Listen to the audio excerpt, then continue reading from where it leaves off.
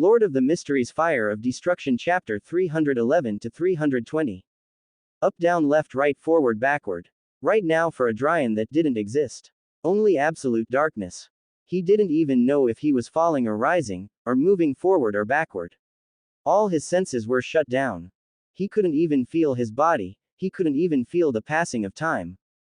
He felt as if he had been here an eternity but also only an instant. I died again. He didn't know if he was talking or thinking, everything in him was muted. No. Although similar, this darkness is not the same as that limbo I was in before. What the fuck is going on? That guy was familiar, but where have I seen him? Ah, I think that was John Lennon, the Liber of Dead Rose. I knew he was crazy, but to make a kamikaze just to send me to this place. What a piece of shit. If he could have, he would have clapped his hands. At least I'll give him a little applause. It's been a long time since I was caught by surprise like this. Looking, or at least he thought he was looking, all he could see was that familiar but so distinct darkness.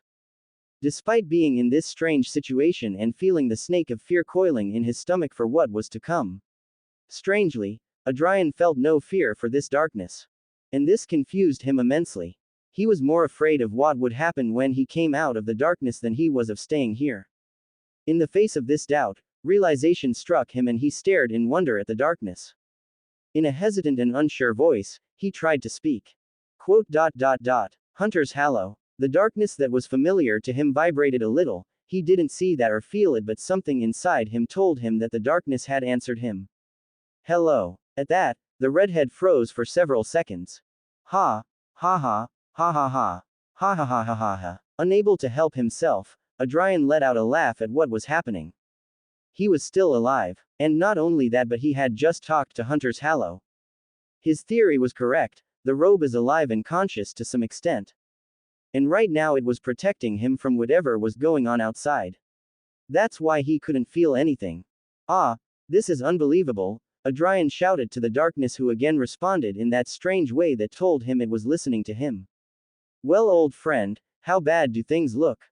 A horrible feeling was born inside him that made him want to arch. Taking a moment to collect himself, Adrian let out a hollow laugh. That bad, huh? An affirmation this time. Letting out a sigh and looking around, he asked another question. Why haven't you ever tried to talk to me? Don't tell me the bastard told you not to. At the insult to its creator, the darkness didn't get angry, but rather Adrian felt it answer him and made him want to raise an eyebrow. Asleep. Affirmative. Before he could ask another question, the darkness spoke to him. You're coming out already, get ready to fight. Oh, I assume you're not going to give me a hand. Would appreciate it a lot, since my other toys, let's say, are with some problems. No, it's too early. Your body isn't ready. As soon as you come out, I'll go back to sleep. TCH, that's annoying. There isn't anything you can do to fix my toys in here. Adrian clicked his tongue in annoyance, but he was already expecting that answer. It couldn't be that easy. No, they beat me to it. Huh, what do you mean? You're going out. See you later, master. Wait. Before Adrian could do anything, all of his senses came rushing back, stunning him so he couldn't cover his body for the impact. Bam. Plap. Falling on something fleshy and strong, smelling of blood, Adrian opened his eyes and looked stunned as he stood on a mountain of flesh and blood. Are these the people that the door swallowed? He could feel on his bare hands the warm blood. Wait, feel. Looking down at his hands, Adrian watched in shock as creeping hunger and Vecchio Pomodoro had disappeared, and judging by the skin that wasn't covered in blood, he had returned to his original appearance. Looking at his left bicep, Adrian grunted. The burnt band was gone too. Shit, shit, shit, fush. His sharp ears caught something moving through the air, and without thinking, an explosion passed under his foot, propelling him to the side. Where he had been before, something fell hard, sending flesh, blood, and rock flying. As he flew backward, Adrian saw a tall, muscular creature rise and look at him with its glowing yellow eyes. Recognizing the creature immediately, Adrian clicked his tongue in annoyance as he taped his palm twice quickly. As his eagle sight flared up, he could see his surroundings better. He was in some sort of natural cave. The height of the cave was up to 40 meters. There were multiple openings where this cave was divided. Unknown terrain, an unknown number of enemies, no visible escape, and no artifact at hand. What a nuisance. Adrian thought bitterly as he shouted towards his enemy at the same time as his feet touched the ground again. How many of you stray dogs are out there? The werewolf grinned and he immediately felt the ground vibrate. His pupils shrank and he jumped extremely high as he used Sky Walk to get further away from the ground. Not a second his feet left the ground again, the ground broke and a massive amount of rotting arms reached out trying to grab him. Zombies. If there are zombies then. Fush. Twisting his body, a spear of ice grazed his cheek cutting him, blood did not fall because the wound had frozen. Looking at where the spear had come from, Adrian could see a pale man smiling at him. Without thinking, a spear of fire formed in both hands along with several fireballs and he threw them hard toward the zombie and the werewolf. They moved aside, dodging the attack. Adrian didn't bother with this but summoned several fire ravens that began to circle him protecting him in a bird cage. Using Sky Walk he kept a good distance from the ground while dodging the spears of ice and debris that were thrown at him. His eyes were darting from side to side. He could sense some familiarity with the zombie and werewolf and if they were who he believed them to be then the other couldn't be too far. If he was possessed he was as good as dead, he had no way of hurting that man as long as he was in his spirit form. And even with his eagle vision he couldn't see him and could only growl. This is bad, very bad. I have to find a way to escape from here and fast. Thinking fast, he commanded the 20 fire crows surrounding him to charge with power toward the lunatics who managed to dodge but backed away, which was just what Adrian wanted. He immediately floored in the air and shot in the opposite direction of the Beyonders towards the opening which he could feel had a rush of air and could smell the water in the distance. Seeing that he was trying to escape, the lunatics accelerated after him. The werewolf had a static expression as it chased after its prey while the zombie was grinning madly and was in the lead running at top speed overtaking its wolf companion by a wide margin and leaving him far behind. His speed was such that he was quickly cutting the distance getting closer and closer. Looking sideways at this, Adrian smiled. Even in this extreme situation with no sealed artifacts, a hunter was never unarmed. Pulling a tripwire from his hidden pocket, he immediately formed several fire crows around him that rushed at the zombie. Without turning around he continued to run through the air. Watching as the ravens arrived, the zombie just smiled arrogantly and continued straight ahead without trying to dodge. A layer of ice formed over his body like armor. Taking the ravens head on, which did little more than slow him down for a few seconds, the zombie grinned madly as the cave grew smaller and Adrian was forced to descend to the ground. Looking over his shoulder, the red-haired man's face filled with horror at how close he was. The zombie's bloodlust grew at the sight and any guard he had was lowered as he accelerated without caution towards Adrian, whose expression of horror grew as he saw the zombie was just over 7 meters away from him. But in that same instant, the red-haired man's horrified expression was replaced by a sharp grin and blazing eyes as he suddenly changed his direction and lunged at the zombie. Idiot! Adrian roared as his leg burst into flames and several fire crows formed around him. The zombie had bought his provocation. The change was so abrupt that the zombie barely had time to cross his arms to block a powerful flaming kick that sent him flying backward, towards a werewolf who didn't wait for that move and was hit by the flying body of his partner, sending them both backward and falling to the ground. Before both could recover, the fire crows came rushing towards them and circled around them multiple times. In an instant, they were both tied together in a trip wire. Adrian knew the cable wouldn't hold, but he just needed to create an opening. Throwing a punch to the ceiling above the Beyonders, a mighty torrent of fire shot out. Boom. Rumble. Seeing how the cave was coming down on them, the zombie didn't think twice and formed a dome of ice over him and the werewolf. Not seeing his job and knowing that it would only buy him time, Adrian turned around and accelerated towards the end. But he barely advanced a few meters when a huge winged figure stepped out of the shadows to the side of him. Adrian quickly tried to create a wall of fire to make distance while crossing his arms in front of him, but the figure was faster. $. A language full of filth, foulness, and corruption sounded less than 5 feet in front of Adrian, whose body froze in the middle of crossing his arms. Adrian tried to move, but it was as if his body had turned to concrete. The huge figure took not even a second and a huge fist slammed into Adrian's chest. Crack. Boom. The sound of bones breaking rang out along with the sound of a body smashing powerfully against the wall. Everything was spinning, his mind was dazed and his vision blurred and bloody. His eyes could barely focus, and from what little he could see through the dust, his arms were twisted and a bloody bone was sticking out of his chest. Ah, that's why I'm having trouble breathing. Adrian thought in a daze, unable to move from his place buried in the wall. Apparently I wasn't the only one who thought of making a trap. Surely on the other paths are the rest of them. Adrian coughed up blood as he let out a hollow laugh. He had been careless and now he was going to pay the price. In his blurred vision, he saw the huge figure shrink and take on a smaller, more human size without the wings and horns. Tap tap tap tap tap tap. With quiet steps, the figure walked until its feet were in front of Adrian. With what little strength he had left, the red-haired man raised his head and saw the figure's face. It took him a moment to focus his gaze because everything was spinning, but when he did, his eyes widened in shock and disbelief. Cough, cough. Why you? Smiling calmly, the figure nodded with his black eyes shining with satisfaction. You have no idea how glad I am that you remember me, Mr. Kenway. After all. Crouching down until he was face to face with the ensanguined Adrian, the man's smile sharpened. I would be very disappointed that you forgot me after taking everything from me. The man said with false sadness as his hand touched the red-haired man's cheek. Adrian looked at the man who by all rights should be dead, but he was alive and kicking. The leader of the fallen Black Skull, Devil Joseph. Welcome to Fanfic Audiobook, your go-to place for immersive audiobooks.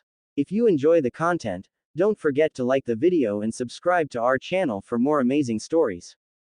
Adrian's troubled mind was in turmoil. The devil's words echoed in his head. How is it possible that Joseph was still alive after all this time? The churches were supposed to have exterminated the entirety of the Black Skull, but it seems they failed to wipe out the most dangerous one. How useful they are. Not only do they abandon an area that is the best possible breeding ground for an evil god to descend upon, but they fail to wipe out this scum. Adrian thought wryly as he glared daggers at the man touching him. He never felt more disgusted than when that pale hand touched his face. Not even the horrible scenario in the fishing house came close to this. But swallowing his disgust, he could see how behind that horrible imitation of human emotion, and deep in those black eyes, something was baring venomous fangs at him. A barely contained wrathful anger danced deep within Joseph, and now that it was touching him, Adrian noticed that he was trembling a little. The provoker in him noticed this, and quickly a plan formed in his mind to take advantage of this horrible situation. Flashing a bloody toothy grin, Adrian spat blood into the fallen leader's face, stunning him. How could I forget such a disgusting face? I bet not even your bitch of a mother is capable of loving it. It took a few seconds for Joseph to come out of his trance. Pulling his hand away from the redhead's face, he raised it to his face, touching the warm blood with a stunned expression. Lowering his hand and seeing that it was stained red, the mask the man had been wearing to hide his anger had completely shattered. Red clouds of fury blinded him, and Joseph raised a clenched fist. Son of a bitch. Pum. A powerful punch connected with his face and his head twisted to the side, a bloody tooth rolled on the cold cavern floor. Joseph's enormous strength left him seeing stars for a second, but just as quickly as the first one fell, so did the second, and the third, and the fourth. Pum, pum, pum. Do you have any idea how much work I lost? How many years of work went down the drain because of you? Pum, pum, pum. My experiments, my studies, all because of you. Pum, pum, pum. Red blood bathed the fists of the man who did not stop his assault. More teeth flew, his face swelled, and Adrian felt his skull cracking under the assault. Pum, pum, pum. But despite how much it hurt, and as his mind fell further into the darkness of unconsciousness, Adrian maintained a smile as he looked directly into Joseph's eyes without blinking. Really? That's it? And you call yourself a man? Even my piss falls harder than your baby punches. The red cloud blinded him further, and Joseph placed much more force on his arm. Ads by PubFuture. Shut up. Pum. A blow harder than all the previous ones whipped his head backward, his head hit the wall, and for an instant, all Adrian could see was white, but he still didn't stop smiling. He could still use his fire and attack Joseph by surprise, but Adrian refused to do so. Even if by a miracle he managed to finish off the devil with that attack, he still had to worry about the zombie and werewolf. And then there was also the possibility that the companions of these wretches would arrive. With such a damaged body, fighting was not an option. Feeling like his life was coming to an end, a huge satisfaction grew inside him, calming a little the pain he felt. It wasn't that he wanted to die to escape this beating, but he wanted to use the regeneration that came with resurrection to heal his battered body and be able to fight. Whatever happened in the time it took him to revive, he would deal with it later. The priority now was to die. Watching as Joseph's bloody fist rose to deliver the final blow, it was clear that the man's mind had been completely blinded by hatred and anger. Adrian gave a bloody, almost toothless grin. His face was swollen and completely covered in blood, his nose was crooked, his right eye was so swollen he couldn't see and he could barely see out of his left. Watching as the fist descended on him, the red-haired man's smile grew madly. "Just wait till I get back from limbo, you son of a bitch. I'll rip your arms off and shove them so deep up your gaping ass you'll be able to clap." Before Joseph's fist reached his face, black, spiky ivy wrapped around his body, binding him in place. The sharp thorns sank into his skin. The angry expression on Joseph's face disappeared as if it had been a mirage and he stood completely still, even a statue moved more than he did. Sweat fell from his forehead and Adrian could see fear shining in the man's eyes. Seeing that his plan to have Joseph kill him failed, Adrian immediately tried to slam his head against the sharp rocks of the wall, but the same ivies wrapped around his neck and body, stopping him in place. The black ivy thorns sank into his skin and he could feel his spirituality being drained quickly. TCH. Joseph dear, was that all it took for you to forget what I told you? A few simple words got you like a rabid dog. I'm disappointed. An unknown male voice spoke with clear disappointment, but there was a hint of satisfaction dancing on his tongue. Quote. Forgive me, my lord. I lost control. Without moving and feeling the ivy wrap tighter around his body and the thorns sink deeper into his skin, Joseph gave a deep nod of his head as he sweated harder. The words barely left his lips as he heard the new voice. He wasn't surprised by the fact that it was obvious there was something wrong with the voice that seemed to have an echoing and delay that made his skin crawl. What stunned him was that despite that the voice was very familiar. With blurred vision and using what was left of his strength, he turned and watched as out of the darkness and blurriness of his limited vision, a young man walked. Pink lips turned up in a small smile, brown hair slicked back, and bright crimson-red eyes. The man was wearing an elegant black suit that signaled the wealth he possessed. Huff, huff, huff. Ads by PubFuture. The same instinct he felt when he saw that strange charm returned with such force that any pain and discomfort he felt vanished as if it was never there. His pupils shrank until they almost disappeared and the instinct inside him screamed with an anger so great that Adrian could feel his whole body burning. The anger was accompanied by an enormous sadness that stabbed his heart with cold blades. Disappointment with himself, anger, hatred, sadness. All the emotions he was feeling, each and every one screamed one thing in a chorus of death. The man who did not look older than 23 years old turned his crimson gaze away and focused it on him, and as if he could feel what he was feeling, his smile grew even bigger, but he kept the elegance that someone like him should have. "Oh, excuse my manners, Mr. Kenway. It's been a while since we last met. I hope you can forgive me for not responding to your letters, but I've been so busy it was impossible." It was his face, it was his voice, it was his hair, and Adrian was sure it was the body, and even if it didn't look like it, the eyes too. But in spite of that, something primal screamed inside him, and Adrian felt it with all his being. He knew that whatever was standing there was no longer him. So with a voice cold and void of any emotion, he asked, "What are you?" Blood-red eyes glowed and an amused chuckle rang out. Keeping his smile, the man walked to stand in front of him and looked down at him. "You offend me, Mr. Kenway. Am I so forgetful?" Dutch Wilson asked, amused as his crimson eyes glowed like the moon. Before the red-haired man could say anything, he felt his strength being drained, and despite how hard he fought against it, his vision dimmed and he fell unconscious. Staring at the sleeping body of the man, Dutch's grin grew monstrously wide from ear to ear. A dark, delayed laugh filled the cave. Joseph kept his head down and said nothing, knowing that ruining the moment for his lord was a horrible idea. After a while, the nobleman's lips returned to normal, and with a small smile, the ivies released both men's bodies and returned to the ground. From the wall behind them, a man with greasy hair came through the wall like a ghost and stood next to Joseph. Wearing a black tuxedo along with a simple tunic of a dark blood red, Wraith Steve looked down at the unconscious body on the floor. Grabbing the man's red hair and turning around, Dutch dragged Adrian over and without looking at the newcomer, he gave an order. Help those good for nothings, we already have everything we need. Giving a deep bow, both men turned around and quickly began moving the rubble to get zombie Jason and werewolf Tyre out. Walking deeper into the cave, the disturbing smile returned to Dutch's face. Adrian Kenway has been captured. I have many names, but one of my favorites is one you should be quite familiar with. Here comes the clue. I have no explanation, I have no pattern, and no one can take refuge from my bloody light.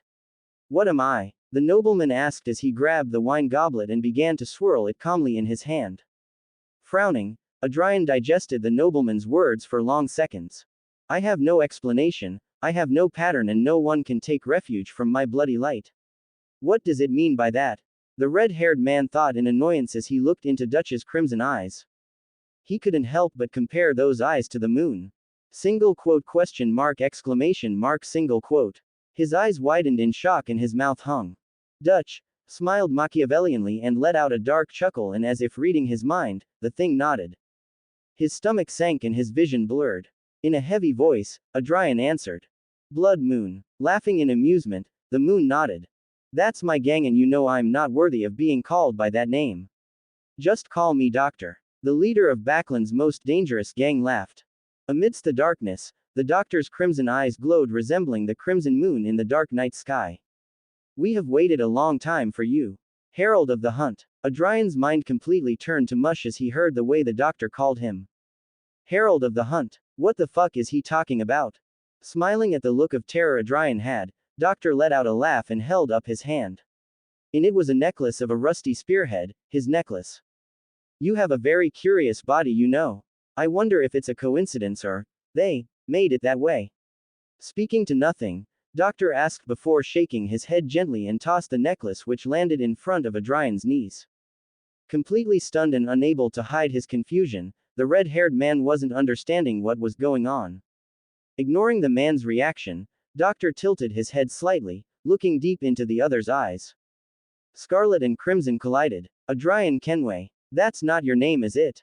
Adrian's mind exploded. They knew. They fucking knew. I'll assume you won't tell me your former name, right? Quote. Never mind. Rolling his shoulders, Doctor finished eating and wiping the sauce from his mouth. He got up and walked over to stand in front of a frozen Adrian who was staring at the ground without raising his head. I'll tell you the same thing I told your predecessor. Kneeling and bringing his lips close to his ear, Doctor whispered. You don't belong here, stranger from another world. If Adrian's eyes could open any wider, they would fall to the floor. Doctor's last words had frozen him completely. Any reaction he should have had was blocked by his brain, which kept repeating what that thing said. His head repeated, and unable to help it, tears began to cascade from his eyes. Looking at the man in front of him, Doctor sighed and patting his shoulder, he stood up. The anniversary is near. Enjoy these last 2 days of life. But don't worry, you won't spend them alone. Joseph will keep you company. With that said, the doctor's body was shrouded in shadows and disappeared from the cell. Being alone again, Adrian felt the grip the ivies had on him loosen, allowing him to move a little. In a better state of mind, he would have immediately looked for a way to remove the ivies, but right now he was not in the right mind. His forehead hit the ground, a loud cry came out of his mouth. His vision blurred and his nose began to drip snot. He began to pound his fists against the ground. Ha! Ah ha ha ha! Ha ha ha ha! In between his crying, Adrian started laughing like crazy, a ridiculous grin on his face. A huge weight on his shoulders was lifted, and he had never felt so happy, so shattered and heartbroken as he did now. They are real. They are not creations or illusions. They are real. His little brother Cruyff, his mom, his dad, his uncle, his memories.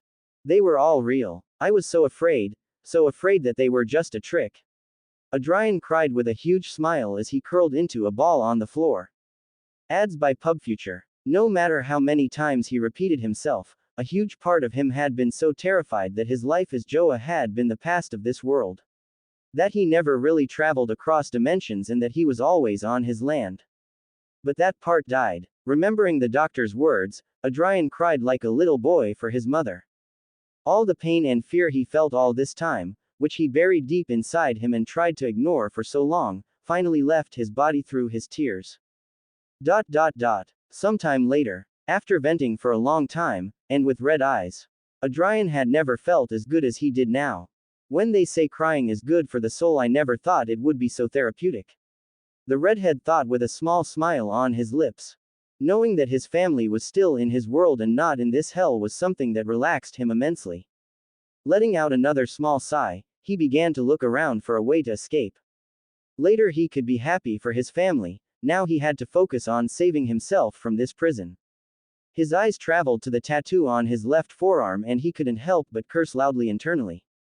With the ivy sucking out all his spirituality, he didn't even have enough juice to summon his rat soldier. Shaking his head slightly, he raised his hand to the collar, he gave it a tentative squeeze. The metal is of better quality than the one they put on my ankle. It doesn't appear to be a Beander artifact, so it's just a normal collar.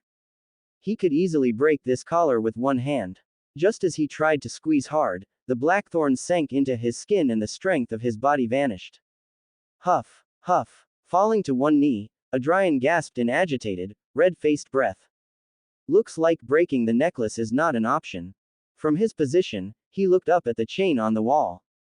Taking a few breaths to recover, the red-eyed man stood up and walked over to the bracket. He was a bit surprised to see that the bracket was merely a hook of sorts. All he had to do to remove the chain was lift it up. His eyes narrowed in suspicion and Adrian raised his arm very slowly towards the hook. His eyes focused not on the hook itself but on the thorns that pierced his arm. He didn't even come within 4 meters of touching the hook and the blackthorns sank into his flesh and his strength left him again. Huff, huff. It couldn't be that easy. Adrian grunted with one knee on the ground and out of breath. His test of whether the thorns would activate instantly or slowly yielded a result that left a bad taste in his mouth. Recovering, Adrian looked at the chain connecting his collar to the hook. Squinting his eyes, he tried to twist his body so that the rebound of the chain would cause the chain to release from the hook, but as soon as he twisted his body, his strength left him and his face hit the ground. If I try to run towards the chain and jump towards it, what will the ivies do? Even if my strength abandons me in the air, I should still be able to reach the hook. Catching his breath, Adrian tried to do exactly that, but as soon as he accelerated, his strength abandoned him again and his face hit the ground hard. Huff, huff, grr. Grunting, he started to get up while trying to think of what to do next. Yawn. Ads by PubFuture. A deep, loud yawn rang in his head and Adrian's scarlet eyes lit up. Oh Flora, if I could I would kiss you. What a good dream. How long I was asleep. The newly awakened Flora Jacob spoke in a tired voice before abruptly stopping. Adrian knew why and couldn't help but blush a little. Completely naked, with ivy wrapping around his body, a metal collar chained to the wall, and inside a cage. He could already get an idea of what was going through the woman's mind. Just as he was about to say something to defend himself, a possibility crossed his mind that made him swallow his words and control his expression. In all the time he had been here, he had not seen any guards. Would the doctor leave someone like him alone and without someone to watch him? The obvious answer was no. And judging by what he had been doing, Adrian had a pretty good suspicion that the guard was on him. The way the ivies on his body were acting showed some awareness. And remembering what the doctor had said earlier about them being glutinous, it was very likely that the ivies were watching him and stopping any escape attempts. Of course, there was also the possibility that the doctor himself was controlling the ivies from a distance and was watching him all this time. Good thing I didn't say anything during my crying. Adrian thought, relieved that during his mental discharge, he had been much more focused on crying than talking. I'm interrupting something, Flora asked, somewhat embarrassed and a little hurt. Flora, believe me, you have no idea how much I wish you would interrupt this. Adrian thought as he focused on acting as if he hadn't heard Flora and sat down on the cold stone floor. He doubted they knew Flora was here, no one but him knew of the existence of the demigod within him. When he managed to remove these ivies, he would need every ace up his sleeve to escape from here, and considering that all his artifacts were gone, that he didn't have his clothes, and that he was naked, any help was more than welcome. He hoped the strangeness of ignoring her was enough to communicate that things were wrong. After a long 20 seconds, a heavy sigh sounded inside him. We're in the shit, right?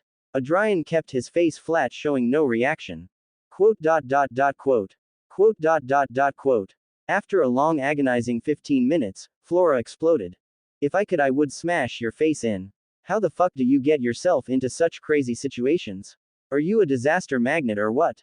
You better have a plan to escape, because I swear if I die because of you, you won't have to worry about a demon torturing you in hell, because I'll be the one to personally put a stake in your ass. Yeah, I missed you too, Flora. Adrian thought, resisting the urge to roll his eyes. Tap tap tap tap. Before the redhead could continue to ignore Flora, quiet footsteps sounded in the dimly lit hallway. Quote. Quote. Flora stopped her exploding and her attention focused on where the footsteps were coming from. A few moments later, standing in front of the cell entrance, Devil Joseph smiled coldly at the redhead. In his right hand was a rather large metal briefcase. Sorry for the wait, Mr. Kenway. I had to make sure I had everything ready for these 2 days we will be spending together. A horrible feeling formed in Adrian's stomach as he watched Joseph enter. Okay, little note here. I have to admit I cried a little while writing this chapter a while back, and now that I'm writing it here I'm crying again. Fuck, I feel horrible, but oh well. Sorry Adrian, I think this is as far as I got with you, for now. Don't worry, you'll understand what I mean soon enough. Warning, just in case, you may feel a little uncomfortable reading this. Staring at the naked man, Joseph maintained his cold smile as he closed the cell door. His black eyes promised pain. Frowning slightly, Adrian took several steps backward away from the devil. Sorry mate, but I don't bat for that side. Letting out a small dark chuckle, Joseph walked until he was a few feet away from Adrian. He shook his wrist and hidden legs emerged from the corners of the briefcase. Setting the now table aside, the man removed his black coat along with his low-slung hat. As he rolled up the sleeves of his shirt, he finally spoke. Scoff all you like, Mr. Kenway, that tongue won't be there long. Gritting his teeth, Adrian raised his arms in guard.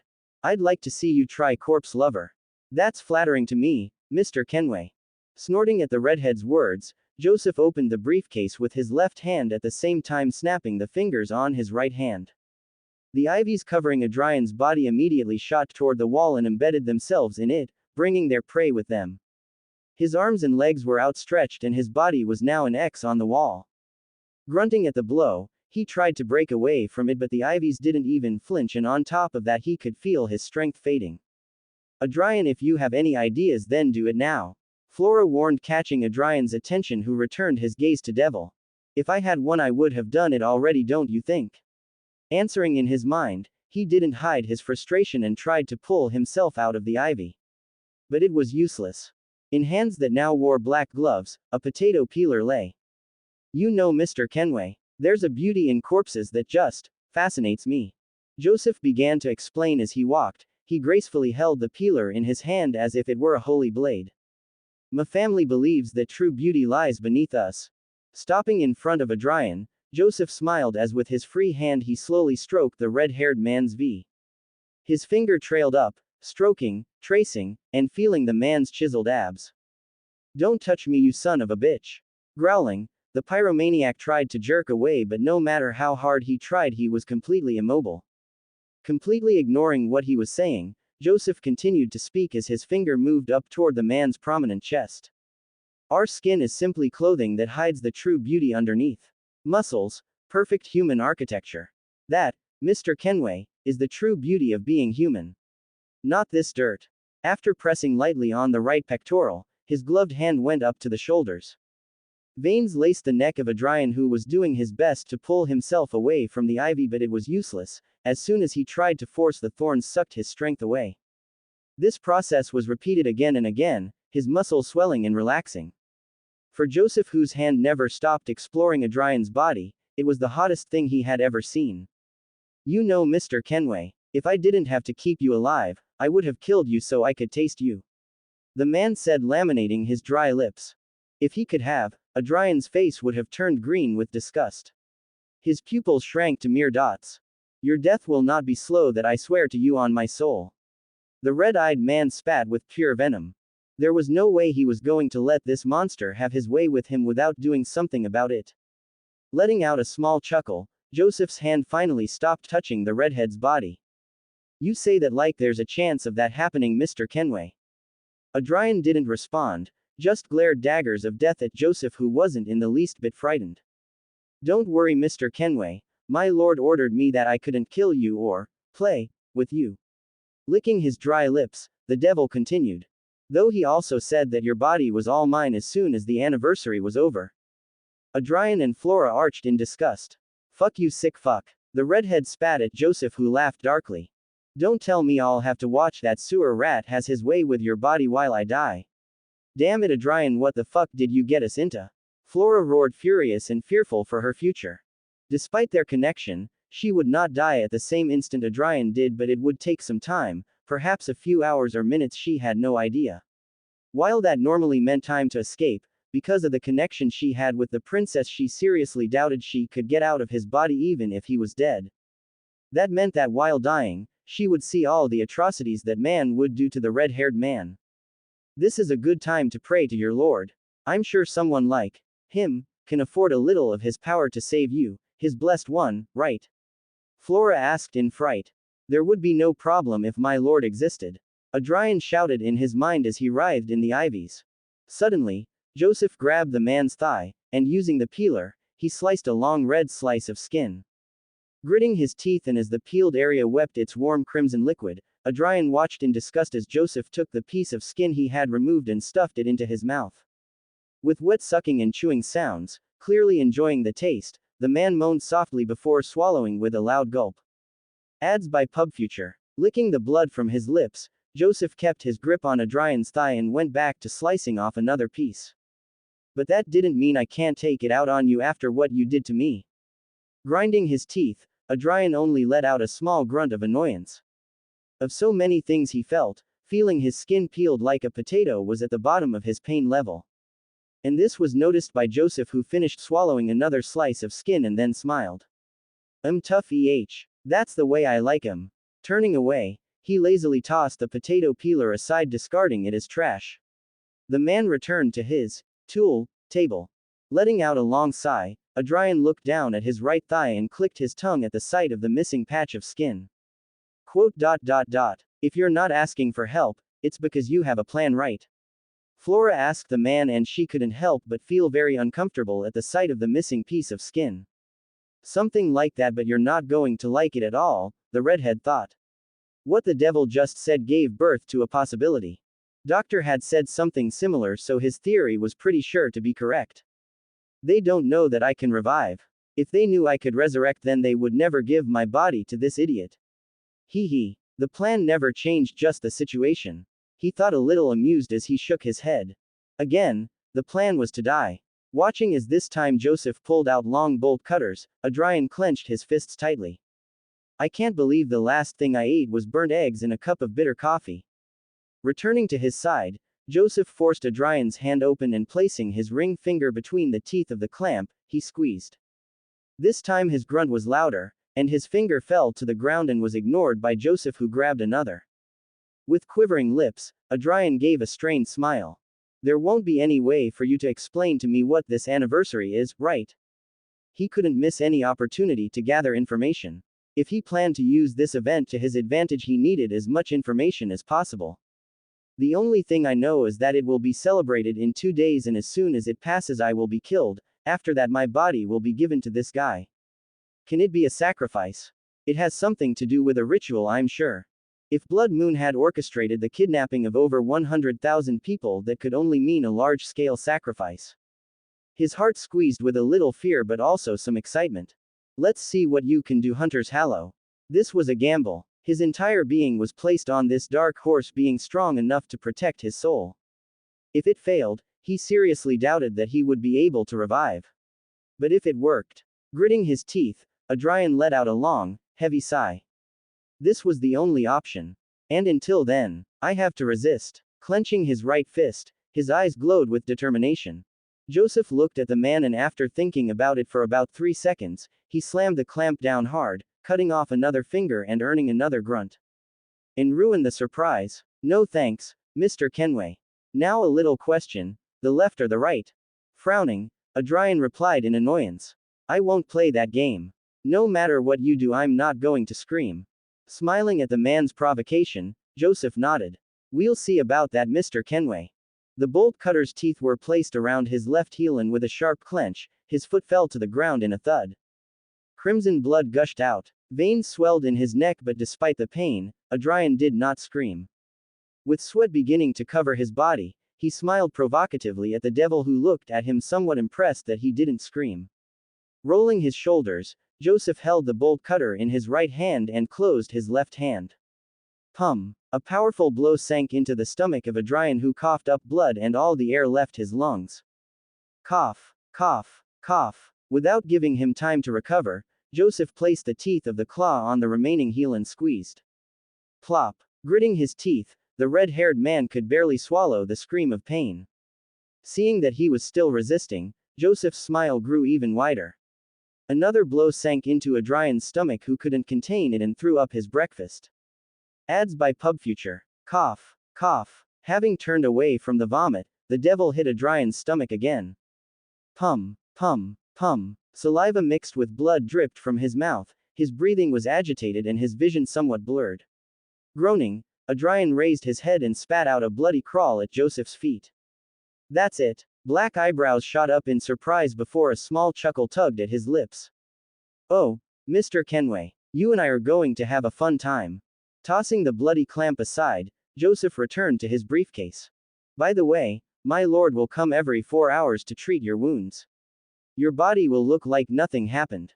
The man commented as he pulled out a simple silver spoon. That's why you woke up without any wounds. He added as he stood in front of Adrian and held his face. Adrian tried to struggle, but his body was weak and it was a futile struggle. That means I can hurt you very, very badly. The devil's black eyes glowed as the spoon plunged. Adrian squirmed and tried to move, but his torturer's iron grip held him in place. Loud grunts and groans along with a struggle could be heard in the cell.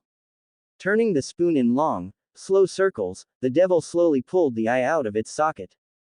With a final twist, the eye fell free and hung on the nerve. Surprisingly, Adrian noticed how he could still see a little through it. This did not last long as Joseph grabbed the eye and yanked it forcefully out of his face. Adrian was breathing heavily and agitated. A large amount of blood was coming out of where his eye once was in the form of thick red tears. Staring at the scarlet eye in his hand for a few seconds, Joseph grew bored and clenched his fist. With a wet plop, the eye exploded. His attention returned to the pale Adrian, who gave him a tired smile. Huff, that all? In all that process, he hadn't cried out once. He let out moans and loud grunts but never screamed. Clicking his tongue in annoyance, Joseph tossed the spoon aside. You're lucky he only allowed me to gouge out one eye. An eye was harder to heal than a broken bone, so his lord only allowed him to damage one. Turning away, Joseph went back to his briefcase to grab the next tool. Adrian for his part looked at this with a tired smile and a single half-open eye, clear red tears falling from his face. How come you're not shrieking in pain now? He took your fucking eye out. Flora screamed in disbelief. Despite being a demigod, she would have already screamed a little when she lost a few fingers. This lunatic endured having his feet chopped off and his eye taken out in the slowest and most brutal way she had ever seen. Now that she thought about it, she had never heard him scream in pain. I hope this is part of your plan, as otherwise, you are the biggest masochist I ever had the misfortune to meet. Flora yelled. Knowing the redhead, she refused to believe he would put up with this without a plan in mind. If I compare to the pain I felt when I touched my body in that limbo. This is merely the caress of a rabbit. Adrian replied mentally, his entire body covered in a thick layer of sweat. His one eye moved to the wounds on his legs and hands. His lips pursed as he saw that from wounds that should have been bleeding non-stop, not a single drop of blood was coming out. It was as if someone had turned off the faucet or bent the hose, preventing its life-giving liquid from flowing out. Clicking his tongue, Adrian immediately knew why. The devil pathway is not only known for its abyss-related powers but also for its powerful rituals. I bet each of those tools is enchanted through rituals to prevent the people they hurt from bleeding to death. He knew from experience that the man was quite skilled with rituals. The dirty bomb in the fishing house proved it. A ritual to stop the bleeding would be nothing to him. Clenching his fists, Adrian hated himself for being so weak. Turning back to him and now with scissors in hand, Joseph held the redhead's jaw again and forced his mouth open. I should have done this first. The man muttered as he shoved the scissors inside his mouth. These 2 days will be a pain in the ass. Adrian thought, really annoyed. With a resounding zap, a pink tongue dropped to the floor. Wednesday, August 15th. 2 a.m. At the Raphael Cemetery. Crimson moonlight bathed the cemetery, illuminating several of the graves in it. One grave that had been recently placed stood out from the others, as the stone slab over it was shaking, as if something wanted to come out. After a few minutes of struggling, the stone slab moved and a pale hand emerged from the earth. The hand convulsed for a few moments before it settled on the edge of the stone slab and pushed it aside. A headless body wearing a black tuxedo sat up suddenly, the part of the neck where its head should have been was twisting. Quickly and bizarrely but miraculously, a head began to reconstruct itself. After about 4 minutes and with his head restored, Klein looked around in a daze. The cold air of the cemetery brought Klein out of his trance and he could only close his eyes and let out a small groan of discomfort. Holding a hand to his head, he could still feel some things moving and regenerating. This is the worst headache I've ever had in my entire life. Klein grunted as he lay still and waited for the pain to subside. After a few minutes, the headache subsided to a more bearable point. Opening his eyes, the clown looked down at his hands and clenched his fists. There's still a lot I don't know about my transmigration, he. Well, at least now I know that if I lose my head it will grow back. Klein let out a hollow laugh. From this headache, it looks like I'll only be able to revive another 2 times max. At least I won't have to worry about my body being crushed or chopped into pieces. Klein stared at his hands for another half-minute before looking down at his clothes. He was wearing his new shirt and tuxedo, only now they were covered in dirt and grime. A small smile grew on his lips and a thought popped into his mind. Benson and Melissa don't know how to save. He placed his weight in his hand and flipped up into a standing position, realizing that he still had his clown abilities. The best little brother. The best teammate greater than. Looking at the epitaph on his tombstone, Klein felt his heart twist as if he was feeling the pain in Benson and Melissa. And as he read the last part his eyes began to tear up as he remembered the last thing he had seen. That blond man's arm through his captain's chest was welded with fire in his mind. Clenching his fists tightly, he felt a great familiarity in that man, as if he had seen him before. He was sure that if he divined now, he would know exactly why the familiarity.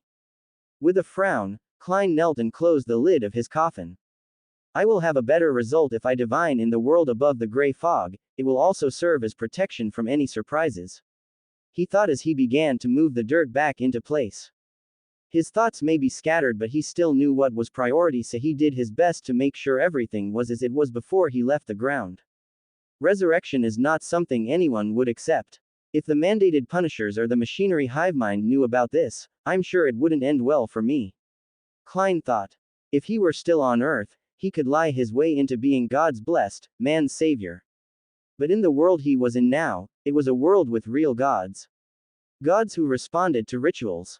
If he tried to do that he wouldn't have time to worry about the officials as lightning would surely strike him.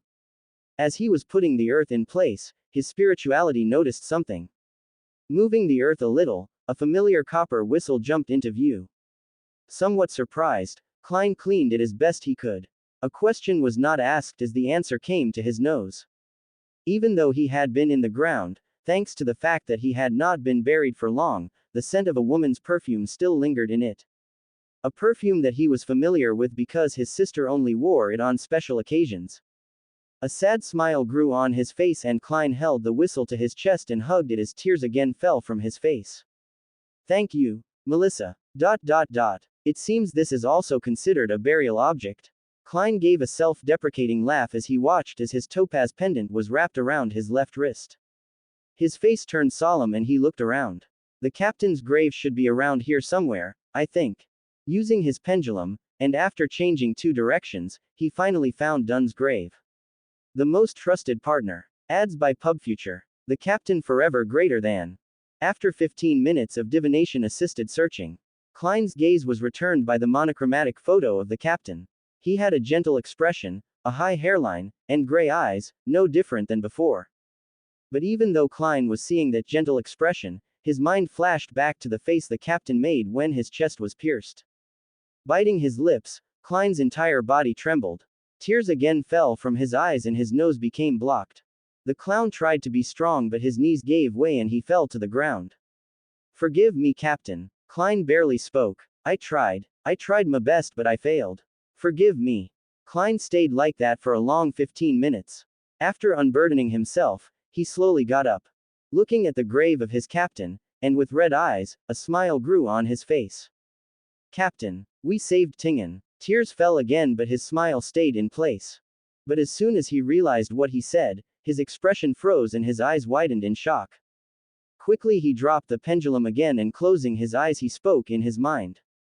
"Daily Damone is alive. Daily Simone is alive." Opening his eyes after repeating the sentence 7 times, a huge sigh left his lips. The pendulum was swinging with decent speed in affirmation. "Madame Daly is all right. Praise the goddess." Letting out another sigh, Klein returned his attention to the photo. He gave a bow and held that position for several seconds. After a while, Klein straightened up and took one last look at the photo. He turned around and finding a hiding place behind a tree, he took 4 counterclockwise steps and entered the space above gray fog. It was time to find out why his killer was so familiar. He took his place in the seat of honor at the end of the musty bronze table. In front of him appeared a fountain pen and a yellowish goatskin parchment. Because his body in reality was under very little protection, he wasted no time and quickly wrote his divination statement, barely using a second to think about it. He repeated this 7 times and leaned back in his chair, entering his dream with the help of the cogitation.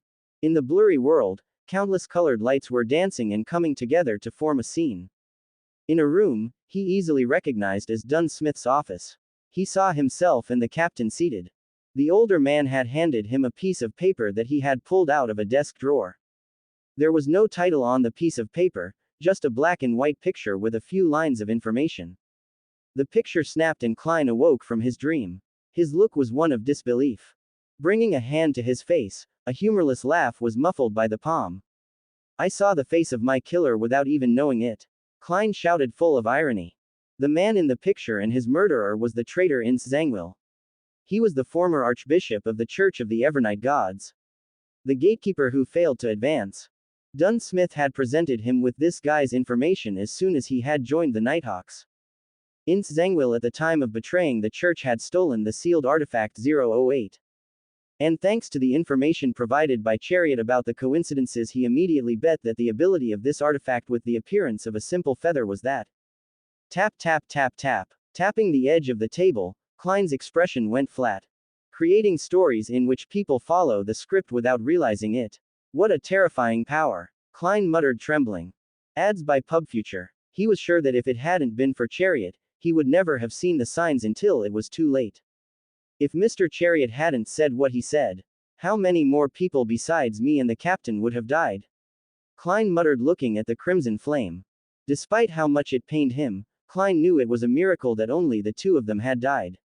Shaking his head, Klein let out an empty sigh, letting his back slide down the chair. He thought back to the last conversation he had with the captain before facing Megos. When a Beyander dies, they leave behind the Beyander characteristics. These are just like the potion without the supplemental ingredients. In other words, someone will always be able to advance as long as he knows the complete formula. Quote. Becoming a high-sequence Beyander takes a special ritual. That was mentioned in the incomplete formula of Unshadowed.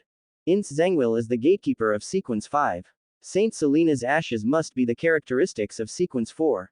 I know that the Sleepless Pathway, Death Pathway, and Giant Pathway are interchangeable in Sequence 4. He knew this thanks to Mr. Sun, who explained to him about the pathways that the Silver City controlled the first time he brought him here. Tap tap tap. Having been an archbishop, he knew exactly which one she belonged to. And he sure knows the corresponding ritual. Tap tap. His finger paused and his frown deepened. He orchestrated the spawn's descent from an evil god just to make himself stronger. What a stupid, selfish, scumbag of a human being you have to be for that. All of Tingen was in danger just because a man with a weak ego wanted to become stronger. Groaning, Klein slapped the table in frustration. And the worst thing is that he succeeded.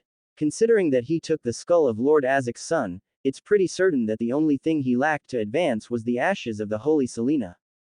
Ince Zangwill at this point is most likely already a sequence 4 demigod. Clicking his tongue and seeing that a few minutes had already passed and his body was unprotected, Klein wasted no more time and wrote a new sentence.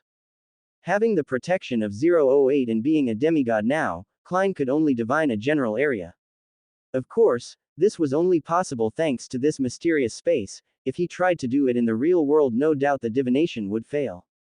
Repeating the divination statement 7 times, Klein closed his eyes and went back to dreaming. The countless colored lights danced and danced. In an instant they formed a beautiful city that was bathed in crimson moonlight. A city that had a beautiful crystalline river passing through it. Beside the river were multiple houses among houses painted in vibrant colors. Klein recognized some varieties of the old Fanipotter style in them. With reddish-orange ceramic cupolas interspersed with triple-pitched roofs and clear blue windows. He could also see how there was a small mixture of Baroque style. Klein's dream was shattered. As a graduate student in the history department, he easily recognized the city. This city had gained its independence more than 700 years ago.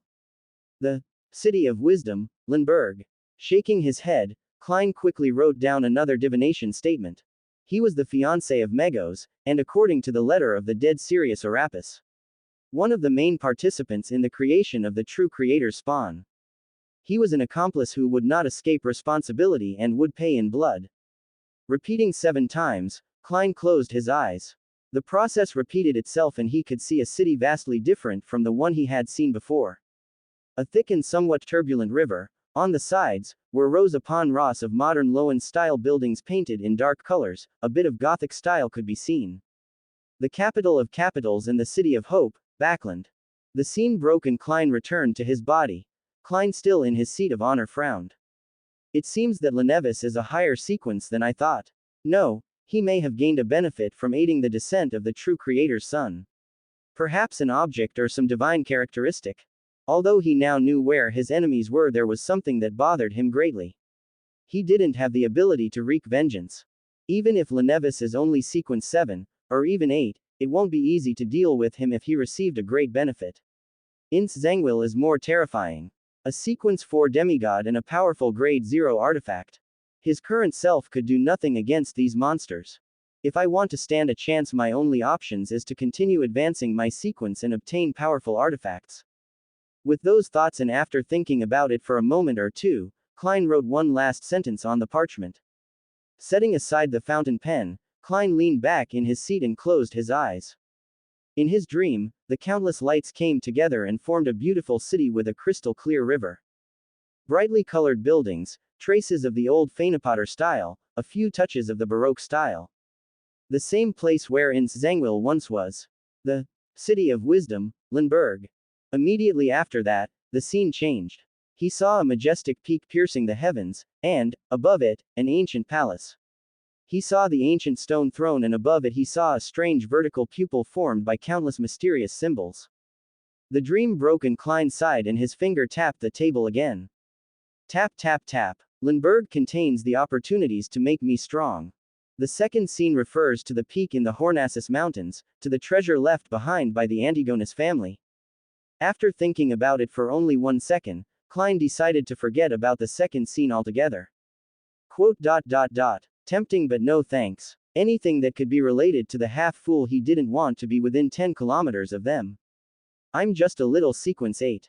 Why would I have to worry about something as dangerous as that now? Klein muttered as he shook his head. He was sure that even a sequence 4 demigod wouldn't be able to deal with whatever was on that peak. I think I'll go to Lindbergh first. Klein lampooned before going back to tapping the edge of the table somewhat curiously. The image of Backland had caught his attention. The image was still fresh, so Klein manifested what he saw. Analyzing the view in front of him, and looking deeply into the most important city in the world. The image had nothing unusual about it, it was a simple super-realistic image of the city. The most remarkable thing about the city was the moon bathing it in crimson light. Looking at the moon, Klein narrowed his eyes. Compared to the moon he saw in the sky of Lindbergh, the moon in the Backland sky shone with a bloody light. That would be a blood moon, wouldn't it? Klein commented, appreciating the sight. Since April there hasn't been one. Shaking his head and seeing that he had already wasted a lot of time, he undid the image in front of him and simulated the sensation of falling. Opening his eyes, Klein returned to the captain's grave and looked at the picture. He slowly drew a crimson moon on his chest and left the cemetery. Having been a Nighthawk, one who had to guard the Raphael cemetery quite often, he was quite familiar with the routes of the guards.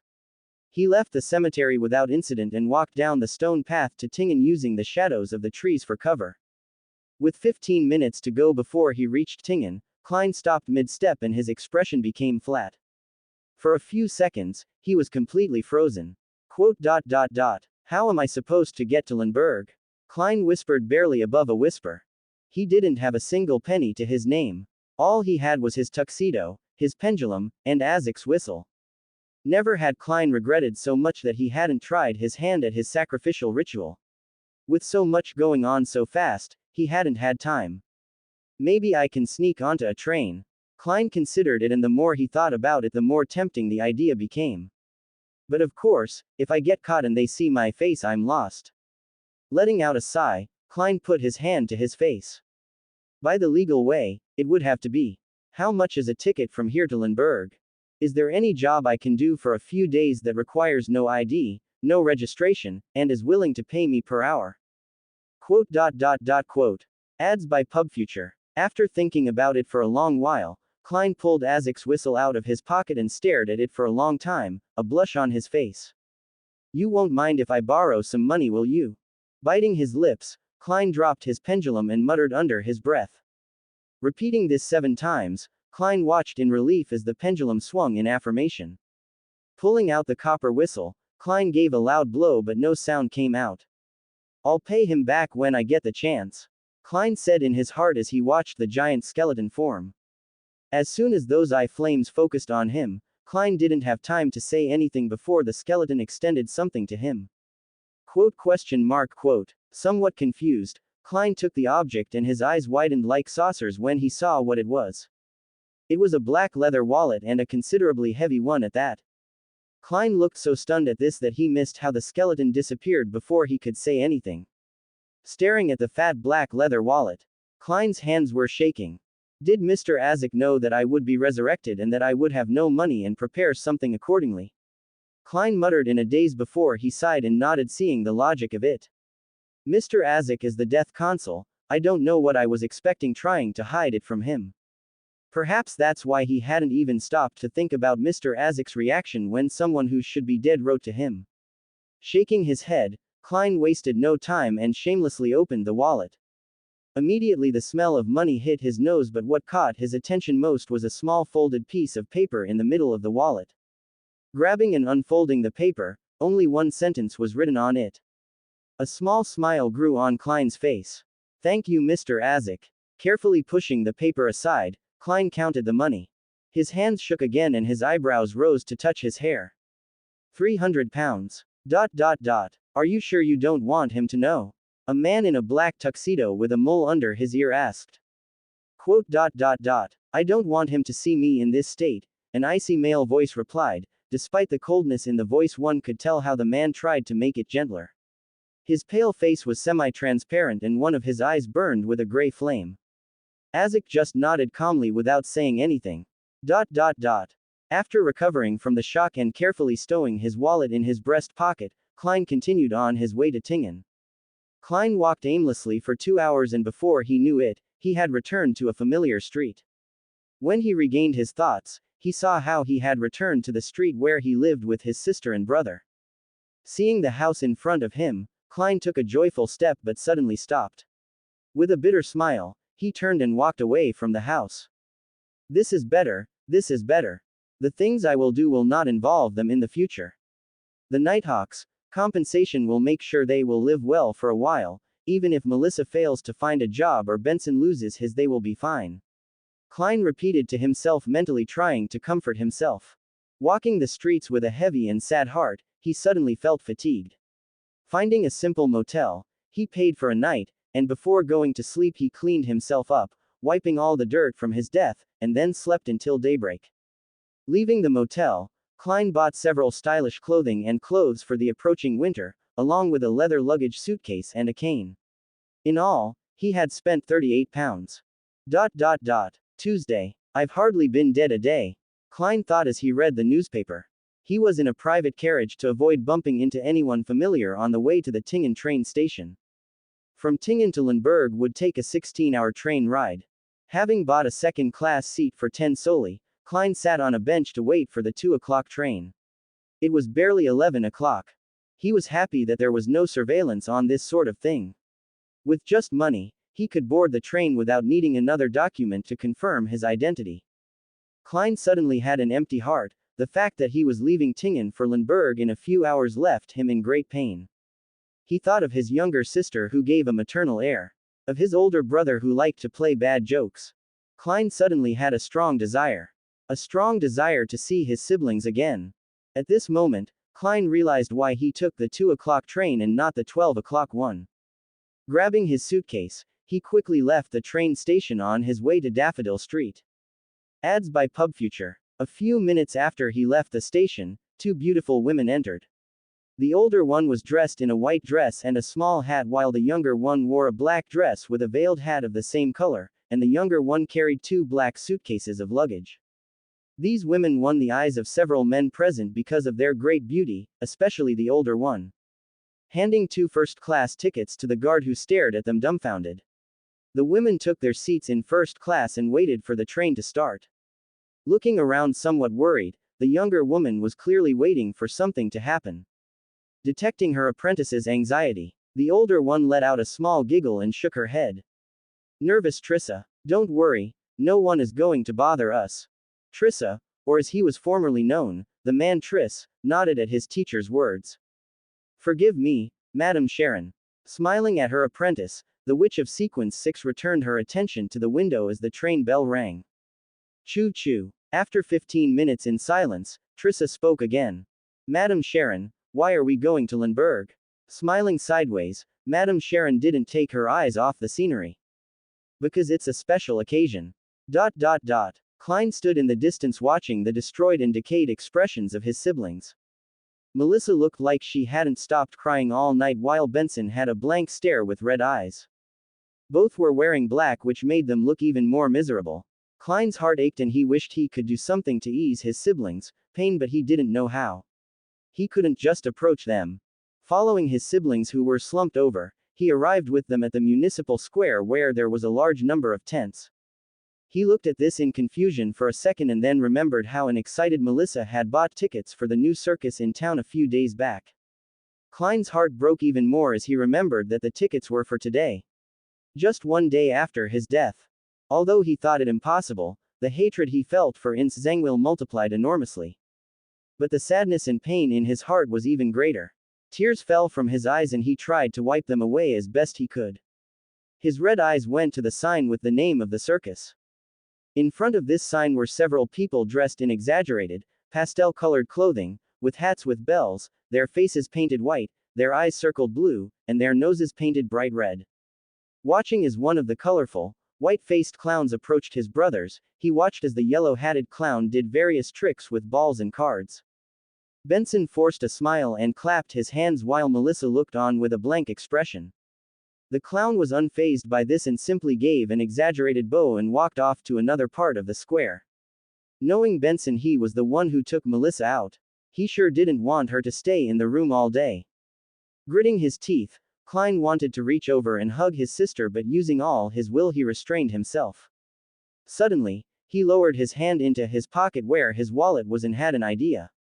Benson and Melissa continued to stroll around the square. But no matter how hard the man tried, Melissa kept staring blankly. After a while, he too became sullen. But after a few more minutes, they saw another clown come running towards them. Unlike the previous clowns who wore pastel colors, this clown was wearing a fancy suit, a fancy hat, and a face painted in pastel colors. The clown pulled a tennis ball out of his pocket and tossed it in the air, and while the siblings' attention was focused on the ball, he pulled a bouquet of yellow flowers out of nowhere and presented them to them. They were Seville chrysanthemum and represented happiness. Benson and Melissa looked at the clown in a daze. All they saw was a huge smile painted on the white face. It was a happy smile, an exaggerated smile, a ridiculous smile. A clown with a blue hat and eyes of the same color stared at this scene for a few seconds. Nathan, the main act will start soon, come here. Shaking his head and looking away from the scene, Nathan smiled and nodded. What a nice guy, the clown thought as he walked away from the scene. He had seen how those two had spent the day with droopy expressions, and although Susan had tried to cheer them up, she had failed. Just as he was about to show that duo one of his best tricks, he saw how an unknown clown went and did that. He recognized him as the man who had followed the duo for a long time but always kept a good distance away from them. Maybe a friend or something. Nathan shook the previous scene from his mind and turned his attention back to preparing for his act. In a few days, the Dello group would be leaving Tingen, so they had to make their time here a good one. I tried to keep the essence of the end of Volume 1 while adding my own twists. I hope I succeeded and didn't damage the emotional farewell of the Moretti brothers. 6 p.m., secret training place. Moving from one end of the room to the other and with a somewhat pale expression, Hazel never thought she could feel so nervous. Her green hair was loose and somewhat disheveled. Sweat clung to the stray hairs on her forehead. Relax, Hazel matched. I'm sure he's fine. He's the strongest man you know, it's obvious he can take care of himself. The noblewoman's mind was a swirl of emotions. Today's newspaper had been a shock she had not expected. The same one rested on the table where she made her Sequence 8 potion. On the morning of Tuesday, August 14th, a terrifying event occurred on the famous Celeste Street. The details of how it happened are unknown, but witnesses and survivors told a horrible story. Suddenly and without any warning, an unknown man shouted some strange words, and after that, his body exploded and turned into a door of blood and flesh. According to witnesses during the event, the one who stood in front of the door and seemed to have been the main target was the fire mage Adrian Kenway. The Blood Gate not only swallowed more than 20 people but also managed to trap the hero of East Borough. Some details may be strange and not very believable, but the number of reports does not lie. Adrian Kenway has been captured by a mysterious and very dangerous force. Authorities advise all East Borough residents to remain calm. That they have everything under control, that there is nothing to fear, and that they will do everything possible to get to the bottom of the situation. Biting down a little harder, Hazel let out a growl. They don't have it under control. The green-haired woman whispered with a frown. Before she could criticize further, heavy footsteps reached her ears. Turning just as a tall blonde woman entered the room, being closely followed by a much shorter purple-eyed man, Hazel's face lit up with relief and she hurried towards the older woman. Miss Sasha. Mr. Charlotte. The giantess smiled at the young woman, and before she could protest, her muscular arms wrapped around her in a powerful embrace. Hazel's face flushed for a second from the affection before she ignored her pride as a noble and hugged the giantess back. Her eyes grew glossy and her fists clenched. Her body began to tremble in the embrace. Teacher. The boss is fine. Sasha cut Hazel off in a loud but gentle voice. The noblewoman said nothing, just lowered her head at the same time she was lowered by the green-eyed woman. The boss is a very strong man. He knows how to take care of himself, Sasha said calmly as she placed a hand on Hazel's shoulder, who continued to stare at the ground. I don't know why you guys are so worried. If there's anyone who can do and survive crazy things, is that lunatic. Charlotte added, although it was clear that he was also distressed by how he was clenching his talismans tightly between his hands. Hazel's face broke into fury and she lunged towards Charlotte, but before she could get there she was easily stopped by Sasha. How dare you say that? After all he did for you, this is how you repay him. The noblewoman roared and the purple-eyed young man took a stunned step back at the sudden outburst before his face also broke into fury. Of course I'm worried, but I at least trust that he knows how to take care of himself. Is that enough? Before things escalated to more, they were cut off by Sasha's powerful scream that seemed to shake even the very room they were in. How can you fight in this situation? If the boss were here he would be very disappointed of you. Sasha roared angry. Both 17-year-olds hung their heads in shame and Hazel couldn't help but compare it to when she was a kid and her mom scolded her for not paying attention to her ballet class. Charlotte on the other hand compared it to when his uncle caught him stealing when he was 9 and gave him the longest lecture of his life. Watching the young not yet adults with intense eyes, Sasha held her strong gaze for several seconds before continuing. Right now we have to stay calm and wait for news from him. But not just because we wait we won't do anything. Turning to Charlotte she continued, You will come to the street where I work, there is a departmental complex nearby, and with the salary the boss was giving you it will be nothing to rent a room for a few days. Charlotte's eyes widened in a bewildered look, and when he looked up to protest his words died in his mouth as he saw the hard stare Sasha gave him. Something wrong, Charlotte? The giantess asked, narrowing her eyes. Straightening up and giving an unconscious military salute, the young man replied. No, ma'am. Immediately realizing what he did, a heavy blush grew on his face. Okay. When we're done here, go pack everything you need. I'll go help if you need it. Sasha nodded in satisfaction at that. Hee hee. Seeing how the young man had reacted, Hazel couldn't help but let out a chuckle. Something funny, young lady. Straightening her back and giving the same military salute. Hazel replied in a loud voice. No, ma'am. I thought so. Sasha snorted before looking at both young people who had a red tinge to their cheeks. Letting out a sigh, she spoke more calmly. Until the boss comes back it's best that we stay close to be safer. That's why Charlotte has to come to where I work, of all of us he's the most in danger. Ads by PubFuture. Hazel nodded in agreement. She lived in Empress Borough after all, the safest area in all of Backland. Listening to the logic behind the reason for her move, Charlotte couldn't help but look at the woman in amazement. I didn't think of that. That thought was cut off and slowly his lips began to tremble, his heart clenched and a small blush covered his cheeks. He had completely forgotten to tell them what he discovered. Sighing again, Sasha returned her attention to everyone. Have any of you tried to contact the boss? Charlotte nodded and seeing the opportunity he revealed what he knew. I prayed to his lord. Quote. Silence filled the room, a most uncomfortable silence. Green and brown eyes stared with flat faces at Charlotte. The blonde calmly approached the young man and before he could react she gave him a sharp smack on the head. Why didn't you say that before? Sasha roared. Hazel just looked flat-faced at the young man, seeming as if she was unimpressed at her partner's idiocy. Holding his head and feeling his brain bounce a little, Charlotte looked up with teary eyes and let out a whimper of pain. I was going to say it but just the spoiled brat pointed at me and I couldn't do it. Huh, what do I have to do with you being an idiot? Hazel responded indignantly but before things could escalate they both received a sharp smack to the head. Next time and I knock you guys out. Now seated in the chairs and calmer, Hazel and Sasha looked expectantly at Charlotte. Letting out a slight sigh to calm his nerves, the young man spoke. As soon as I read the paper this morning I prayed to the Scarlet Monarch to find out if the boss was all right. It took a few seconds but the answer came. He said, he's in a bit of a situation but he's alive, tell his team he's okay. I also recommend you stay with Sasha Strauss until you hear from him. He also told me that he will be busy helping him and to not pray to him, unless as an absolute emergency. Sasha and Hazel looked at Charlotte as if he had grown 3 heads. The first to speak was Hazel. What time did you read the newspaper? A blush grew on his face and Charlotte answered shyly. At 8 o'clock in the morning. Quote. And what time did you pray to him? 5 o'clock in the afternoon. At the women's confused look, he continued, I passed out and just woke up at that time.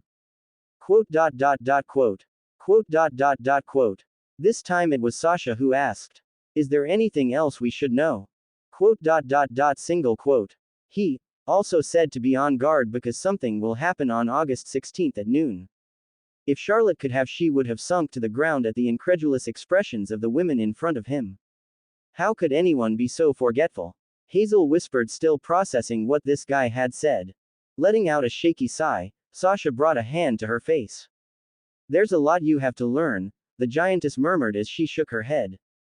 This reminded her of her early days in the Church of the God of Combat when she forgot to turn in reports or when she forgot to complete questionnaires. Harvest Church. Jerry's room. Do you think Mr. Kenway is all right, Miss Opera? The black-haired woman's hands that were stroking the girl's head froze for a second before she continued. A gentle smile grew on her face. We both know how strong Adrian is. Opera grabbed Jerry's freckled nose and squeezed it playfully while maintaining her smile. He's the fire mage of East Borough. This is nothing to him. Even though she could see how the woman hid her distress and anxiety behind that smile, Jerry couldn't help but let out a smile at what she said. I'm just a little worried is all. Opera's gaze softened and she went back to stroking the little girl's head. Me too, little one. Ads by PubFuture. In the main hall of the church, dressed in his classic brown robe and in prayer position was Father Utravsky, seated in front of the symbol of Earth Mother. Hanging on his back and wrapped in white bandages, a rectangular object rested. Where the bandages did not cover, a black handle bared its fangs. Meanwhile elsewhere, I am impressed, Mr. Kenway. 32 hours and not a single scream. What's your secret? Doctor said, amused as he held a glass of wine in his hand, watching the spectacle with his legs crossed. He had already cured the man 8 times, and each time he came back the man's condition was worse than before. The cell that once had only the gray color of stone was now painted red. Dozens and dozens of fingers and toes covered the floor, hands and feet scattered like toys a child forgot to put together. Countless teeth were everywhere, some pulled out by the roots while others were broken as if hit by a hammer. Legs and arms in different directions, some had traces of having been cut off, others torn off and others burned with some kind of acid, but none were healthy, all were broken and the bones could be seen. Several of these also bore numerous bite marks, pieces of flesh that someone had consumed. Reaching into a bucket, Doctor pulled out another limb which he began to eat with gusto. Covering almost the entire wall he was tied to with blood, a horribly wounded Adrian spat on the ground. His legs and arms were gone, leaving only stumps where they once were. His torso was covered in stab wounds and someone had cut into his chest, showing the red muscle underneath. This time his right eye was the one that had been gouged out. In his crotch, there was nothing. With a toothless grin and his one eye glowing madly, Adrian let out a hollow laugh. Ha, I knew you were a cock-eater, but not in the literal sense. I bet you're very popular with the drunks. Boom. A powerful punch connected with the pit of his stomach, knocking all the air out of him, and another spurt of blood spurted out of his mouth. Don't you dare insult my lord, scum. Cough, cough, cough. Holding up a hand stopping Joseph, Doctor held his smile as he took another bite. You taste exquisite, Mr. Kenway. This is certainly the best I've ever tasted, not to mention the size. Doctor praised with a seductive look before biting and chewing another piece. You still haven't answered my question, though. How come you're not screaming? One would think the various castrations would have done the trick. Taking the last of his wine and placing the empty glass aside, Crimson Eyes looked curiously at the man as he wiped the blood from his lips. Taking a few seconds to respond, Adrian's bloodied lips turned up in an unhinged smile as he turned to look at a fuming Joseph. Huff huff, seriously, isn't it obvious? It's because your bitch here doesn't know how to do her job right. Why don't you tell her to go back to the brothel you took it from? It's obvious that the only thing she knows how to do well is lick her owner's balls. Bang. Crack. A powerful punch smashed into the red-haired man's jaw, and with a horrible crack it broke. Fucking bastard, Joseph snarled angrily. He was completely covered in blood, from head to toe no part wasn't bathed in that liquid of life. Veins swelled on the forehead of the devil, who was already losing his mind.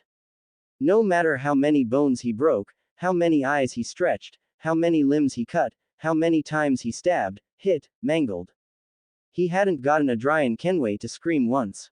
Any amusement he had felt in the beginning was gone within hours of this being replaced by enormous frustration. How was he supposed to enjoy this if his victim wasn't writhing in pain begging for him to kill him? Hum. Even with a broken jaw, Adrian tried to laugh at Joseph's clear frustration but failed to vocalize his amusement.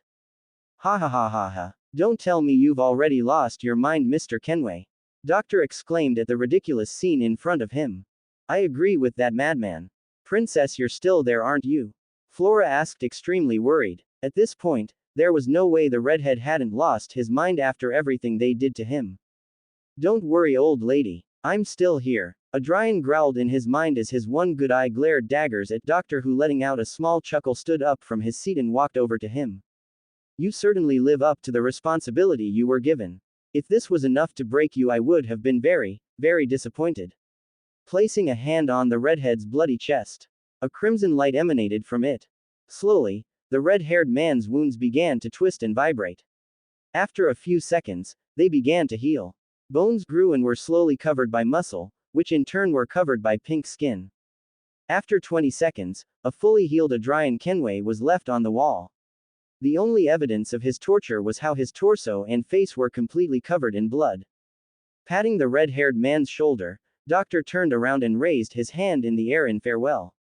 "See you in 4 hours, sweetheart," was the last thing he said before he disappeared into the shadows. His scarlet eyes turned to look at a trembling Joseph, and giving a crazed smile, Adrian tilted his head slightly to the side and narrowed his eyes slightly. "Are you going to stand there all day, or are we going to keep this up? I hope you have new tricks, because I'm already getting bored with the old ones. Or is it that you have so little imagination for torture? Being a devil, aren't you ashamed of that? I'm sure you're a disgrace to your family." Shut up. Joseph roared, and another punch connected with the red-haired man's abdomen and he coughed up blood. Ha ha ha ha ha ha. At the barrage of punches, all Adrian could do was laugh madly.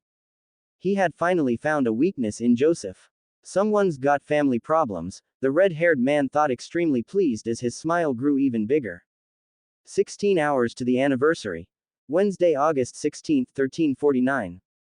The crimson light slowly left the cell and his hand left the redhead's chest. "Ready, Mr. Kenway?" Doctor asked with a sweet smile. Spitting out a bit of blood that remained in his mouth, Adrian let out a hollow laugh. "Lead the way, oh my damned executioner." Holding a hand to his mouth and letting out a chuckle worthy of a lady, Doctor faked a blush.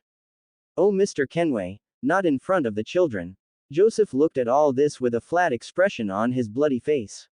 His long black hair stuck to his face, and between his hair were teeth and fingers. "Oh, and you go and take a bath, you stink." Doctor commented offhandedly as he commanded the ivies to come loose from the wall and bind the redhead's arms and legs. Grabbing an ivy that came close to his hand, Doctor dragged Adrian across the floor as Joseph bowed. As he was dragged, Adrian's eyes shifted, and memorized any detail he could see. These cells could easily fit hundreds of people because of how big they are. But if they kept all those people here, why can't I smell anything? The redhead thought with a frown as he watched the cages go by. The only thing he had smelled since he arrived was the dirty, damp air of the cave. There was no trace of sweat, blood, urine, or excrement that he would have expected from the people who had once been here. Looking at Doctor's back, Adrian asked, "Now will you tell me some more about this anniversary?" Hee. Anxious. "Don't worry. You'll know everything you want in no time," the man said, amused without turning around. In response, Adrian clicked his tongue. His attention went back to memorizing the whole tour. He wanted to ask with barely content desire about his supposed predecessor, but now that Flora was awake it was too dangerous.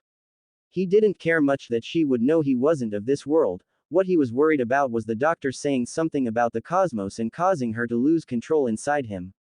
It was obvious that the doctor knew to some extent that he had a way of dealing with corruption, but Flora didn't have that, so he couldn't risk the doctor saying something that would end up killing or corrupting his beloved perverted worm. The more time passed and the more he was dragged along, the more confusion grew in the redhead. The cave was getting bigger and bigger, and the number of cages he saw was getting smaller and smaller, to the point that it had been a long time since the last one he saw. And thanks to being dragged, he could see how the ground looked as if something extremely hot had passed over it. These are clear traces of magma that cooled, so this was once a lava tunnel. This is a volcanic cave. Adrian thought in amazement, looking at the size of the tunnel he was in. He could barely see the ceiling. The size of the volcano that made this cave had to be massive. Don't tell me we're on the southern continent.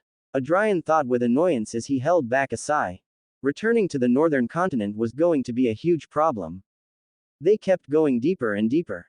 Are we going to the volcano's core? Are they planning to sacrifice me as if I were an ancient tribe? If my body falls into the lava, will I even be resurrected? No. Doctor said my body would be given to the bottom bitch, so I won't be thrown into lava. Adrian was alarmed for a second before relaxing and swallowing a sigh of relief. He didn't feel like testing how much resistance a pyromaniac had to burning lava. Thank you very much. After 2 hours of walking, or rather being dragged like a sack, Doctor finally stopped and turned to look at him with a big smile on his face. Finally, we have arrived, Mr. Kenway. The smile grew until it became the tetric smile from before, that smile whose corners of his mouth touched each ear. Welcome to the last place you will ever see in life. I hope it is to your liking. Giving an epic introduction, Doctor took a deep bow, and before Adrian could react, The man waved his arm and he was launched forward. In midair, Adrian's eyes widened in shock as he saw the scene in front of him. A massive crater was in the middle of the cave. The tunnel was already massive. If he compared it to the space that was now open in front of him, it would be like comparing a toy tunnel to the field where the World Cup final was played in 2022. The ceiling was so high that he could not see where it ended. A huge crater was in the middle of this enormous space, and in the middle of the crater, a huge pillar stood erect. This pillar rose all the way to the top and was lost in the darkness of the ceiling. To his eyes it seemed to have no end. Adrian could see how the stone pillar looked like it was severely cracked, and from these cracks came tongues of flames so hot he could feel them from where he was. His instinct was ignited, but in comparison to the previous times where all he could focus on was negative emotions, the only thing that was in him was an enormous peace.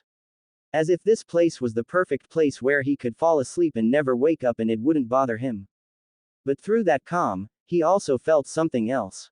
Something darker and more malicious, much more evil than what he felt when he first saw Doctor could not compare. But it was so buried that Adrian couldn't make much sense of it. "It's beautiful," Flora murmured in awe, and the redhead couldn't help but nod in agreement.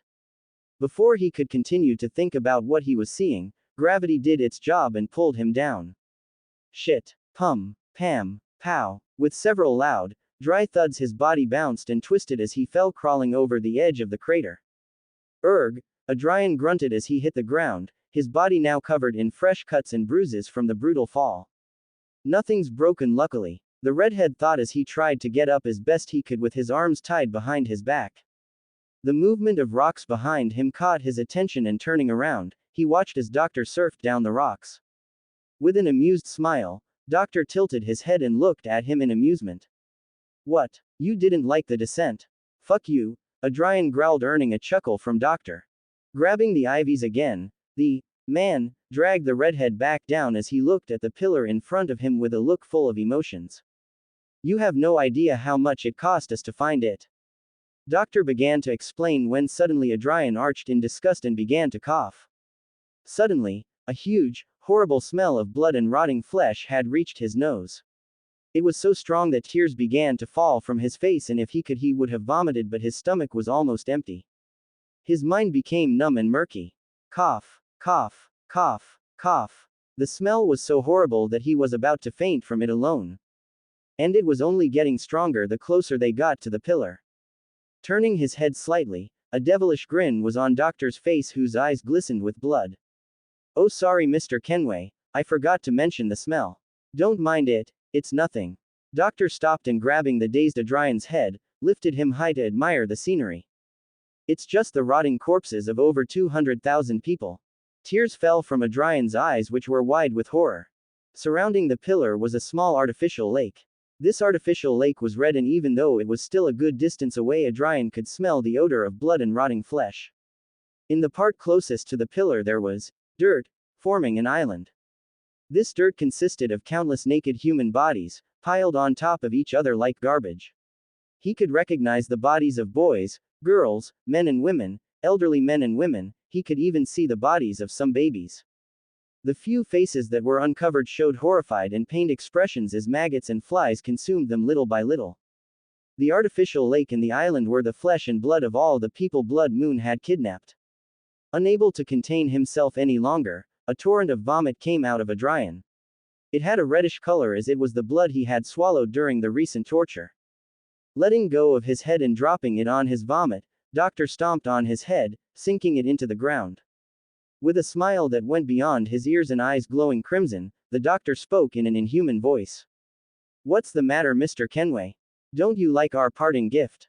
Cough, cough. Adrian could only cough as tears continued to fall from his eyes. But even though he could not speak, his scarlet eyes glowed with the purest hatred that threatened to burn everything. A hatred so great that even the devilish smile on the doctor's face trembled a little. But recovering himself, the doctor grabbed the ivy again and continued on his way to the island of flesh. Cough. Cough. The distance from the imposing and majestic stone pillar that was surrounded by the same imposing but foul lake of blood that glowed with foul crimson light and the doctor and Adrian was still quite long, at least 30 minutes at the rate they were going, as far as the redhead could tell. The first mentioned was in no hurry to arrive and whistled peacefully as he dragged the redhead along. This gave Adrian enough time to recover. What an idiot I was. If the other gangs were catching people left and right, it was obvious Blood Moon wouldn't stand still. The fire mage criticized himself. Even though his nose had already gotten used to the smell, he still felt the aftermath of the impact. His watery eyes and mind that was still somewhat cloudy were the ones that were bothering him the most. I've never been so grateful to lose my sense of smell. Flora spoke. Her voice was strained and had a great discomfort dripping from it. She may be over 200 years old, but nothing in her 2 centuries of life came close to the horror she was seeing. If she could have swallowed saliva, she would have. Adrian, whatever is going on in that tomato of a brain of yours better be good. Flora whispered, and the redhead clicked his tongue internally but for obvious reasons didn't respond. Blinking rapidly to wipe the tears from his eyes, Adrian looked at the lake of blood that was getting bigger and bigger, but only a second before his attention shifted to his sides. His eyes moved around the huge cavern and his brow furrowed slightly. Again, there was no guard anywhere. And he couldn't feel any eyes on him either. Even his instincts were quite quiet. The only ones in this cave were him and the doctor. And now that he was looking better at the cave, he noticed several things that made him frown. From the location of the pillar to where they were, there was a brutal drop, and he could easily see that it wasn't natural. It's like what happens when a meteor hits. The point of origin is the pillar. Adrian frowned.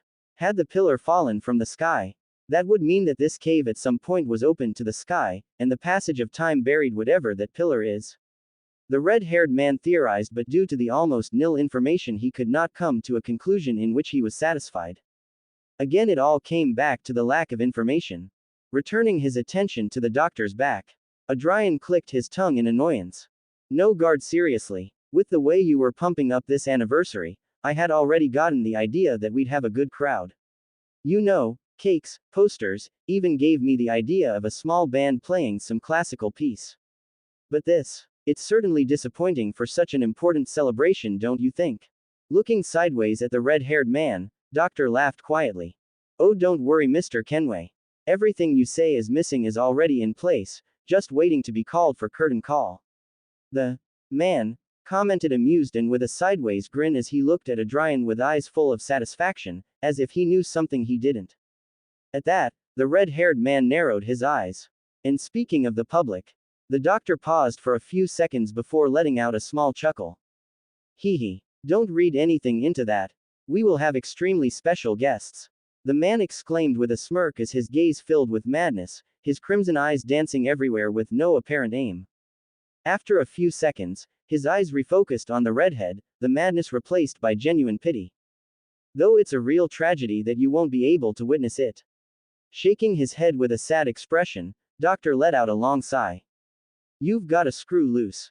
Adrian grunted as he tried to squirm away, but again, the ivy thorns wrapping around his body drained all his strength before he could do anything of value. A smile bloomed on the doctor's face again at the redhead's words. Thank you for the compliment, Mr. Adrian. As he finished saying that, he sighed sadly again. I will miss our conversations. You are a pleasure to be around. Smiling sideways from his position on the ground, Adrian snorted mockingly. Well, I won't. If death is a way to get rid of a cock-eater like you, I will embrace her and kiss her cold lips with pleasure. My bet is they taste like grapes. What's yours? Raising an eyebrow, the doctor looked curiously at the redhead. They had almost reached the pillar. For someone about to die, I must say you are extremely calm, Mr. Kenway. It's a little scary, you know. Where was the fun if his pet didn't squeal when he whipped it? The only thing I'm afraid of dying is that death is not a beautiful lady dressed in black but a bald old man, and even then he wants to give me his classic cold kiss, Adrian commented while his smile grew a little. At such words, Doctor burst out laughing. A loud laugh echoed loudly in the cave, with the only witnesses being the red-haired man and the pillar. At no time did the sideways smile leave his face. Ha ha ha ha ha. Oh, Mr. Kenway, you really do say some very funny things. Wiping away a tear that fell from laughing so hard, Doctor smiled amusedly at the redhead. And if death is truly a beautiful woman, what will you do if she refuses to embrace you? Adrian's sideways grin sharpened instantly, showing his sharp canines. In the near-pitch blackness of the cave that was barely illuminated by the tongues of flame that poured from the pillar's crevices, his scarlet eyes glowed like them. Then I'll crawl out of hell and take you to her. It is wrong to waste a lady's time, you know. Perhaps by taking your cold body to her, she will forgive me any offense I have done to her. I'll ask you the same question, oh. Great doctor. Are you afraid of dying? Quote. The smile on the doctor's face tightened for a second before disappearing. A flat expression instead that showed no emotion. What happened? Not so much laughter now. The hunter got your tongue. Adrian sneered again, but the doctor said nothing, just turned away and continued on his way to the pillar. After a few long seconds of silence, the doctor's footsteps stopped and in a cold voice he announced. Quote. We have arrived, herald of the hunt. Thanks for the heads up, if you hadn't told me I would never have noticed. The red-haired man commented sarcastically, but his voice was strained. Sweat covered his entire body and he could already feel his mouth dry. He felt like he was in front of a melting furnace.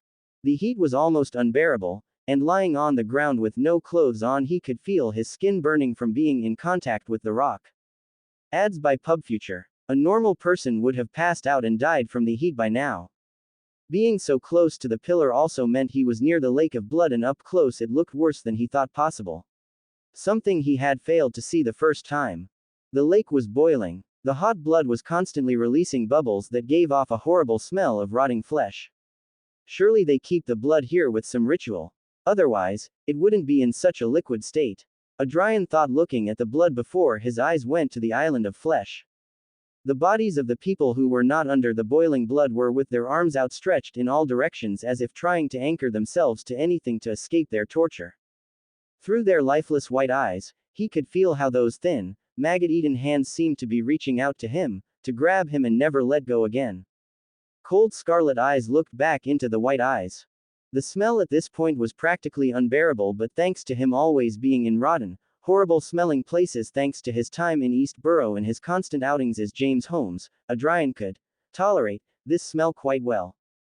The only exception was a few moments ago, but that was because he hadn't been ready for it. If some pyromaniac with no experience of horrible smells were here in my place, he would no doubt faint with just a small portion of this.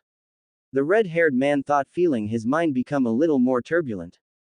Even someone as experienced in this field as he was, he still felt that if he took a very deep breath he would end up fainting. Here we say goodbye, Mr. Kenway. The doctor's calm words snapped him out of his turbulent mind. Glancing back at the man, scarlet collided with crimson. The doctor's expression reflected serenity and tranquility, but Adrian could see how in the man's eyes shone an enormous excitement, an uncontainable desire to witness what was to come. Scarlet eyes returned to the lake of boiling blood that could not see its bottom. Then they moved to the large stone beside it. Quote. Shit. Adrian growled, giving himself an idea of what was coming. Why dying could never be as simple as a shot to the head or a stab to the heart. Did it really have to be boiling while drowning? What tremendous sons of bitches, the red-headed man complained in his mind. Ah, Mr. Kenway, don't worry. You'll only be conscious for 5 minutes before you pass out. Seeing that the surprise had been ruined and returning to his previous attitude, Doctor consoled, with a mischievous grin. This is the moment where we make our brilliant escape and throw that pervert in the pot, right? Right, Flora asked anxiously. Ignoring the worm demigod, Adrian's eyes returned to the doctor. Letting out a long, exasperated sigh, the red-haired man shook his head. I would have preferred the classic dagger to the chest. Don't be ridiculous, Mr. Kenway. We gave up that ancient method centuries ago. The doctor replied with a smile as he grabbed the chain of Adrian's necklace and began wrapping it around the stone from before. With the ivies still wrapping around his body, Adrian could only watch helplessly as the doctor finished wrapping the chain around the stone. Clap, clap. Clapping his hands together to wipe off the dust. The doctor gave a satisfied look at his work. Placing his right hand on the stone and his left in his pocket, the man's gaze returned to the lying Adrian, his lips lifting in dark pleasure. Any last words? Snorting, Adrian gave a sharp smile. Nah, hoo-hoo, I should have guessed. Barely containing his laughter, the doctor began to push the stone that, despite being just as tall as he was, he didn't seem to have any trouble pushing it, but before it fell into the lake he stopped, a thoughtful look on his face. Oh, by the way, I almost forgot. Mr. Kenway, I have a correction to make. I can't let you die with wrong information. Fuck Adrian, do something. I don't want to be a burning worm. The demi-goddess shouted. Raising an eyebrow and ignoring Flora's shouts, Adrian looked at the man without saying anything. His face was extremely bored, it almost didn't even look like he was about to die one of the most painful deaths possible. You are wrong to think of this anniversary as a celebration. Shaking his head, the doctor added. It's a curse. With that done, he gave the final push to the stone which fell into the lake with a resounding plop. Still wrapped up in the ivy and limp, Adrian Kenway was dragged along, but before he fell into the lake, he took a deep breath of air. Plop. Adrian immediately felt it as his body was enveloped in blood. It felt like he was being embraced by it, an embrace that burned his skin and was cooking him alive. The deeper he sank, the hotter the blood became and the more it hurt. But no darker, for even beneath the blood the cracks in the pillar illuminated the depths. This pain he felt was the closest he felt when he touched his body in that limbo, but that did not make it similar. It's still far away, Adrian shouted in his mind as he clenched his fists. Even though he could feel his body being cooked alive, his mind was still sharp. But he knew this wouldn't last long, the lack of air would eventually knock him out. So using the air he had inhaled earlier, he opened his mouth, and as the hot blood rushed in and burned his tongue, he spoke. Of course, being submerged would make it impossible for anyone to understand him. If a normal person could see him, they would think he was drowning and not trying to talk. But that was a normal person, but right now he was talking to a demigod. Sure, even a demigod would find it hard to make sense of what he was trying to say, but not a parasite. Flora, who up until now was yelling at him to do something as they fell into the depths of the lake, immediately noticed what the redhead was doing. Ads by PubFuture. Extremely confused but knowing what the man was trying to do, she deciphered what he was saying. And if she had eyes, they would have opened as she deciphered what the man was saying. Wait for me, Flora. Even if I die, I can revive. I will come back for you, so hold on. Flora right now was feeling many emotions, disbelief and confusion the greatest of these. But she could only swallow these emotions, as this was not the time for it. No matter how ridiculous and impossible what this lunatic was admitting sounded, she had to trust the redhead. Since. What other choice did she have? Knowing there wasn't much time, she spoke seriously. When you die, I can only survive a few hours in your body. I don't know if what you say is true, a delusion, or if that torture really broke your head, but what does it matter now? Letting out a loud sigh, Flora lamented to herself. How low she had fallen. He is the blessed of a god. Surely resurrection wouldn't be too crazy, would it? Jacob tried to console herself as she once again regretted parasitizing someone so wretched. Despite the pain and discomfort he felt in his body, Adrian smiled sharply. He immediately raised his hand and tried to plunge it into his chest to kill himself, but the ivy that enveloped him drained his strength and prevented him from a quick death. Of course, without wasting another second and thinking fast, he let out all the air he had left in long exhalations at the same time as he tried to inhale the blood. His body was heat resistant, so being boiled alive would take a long time.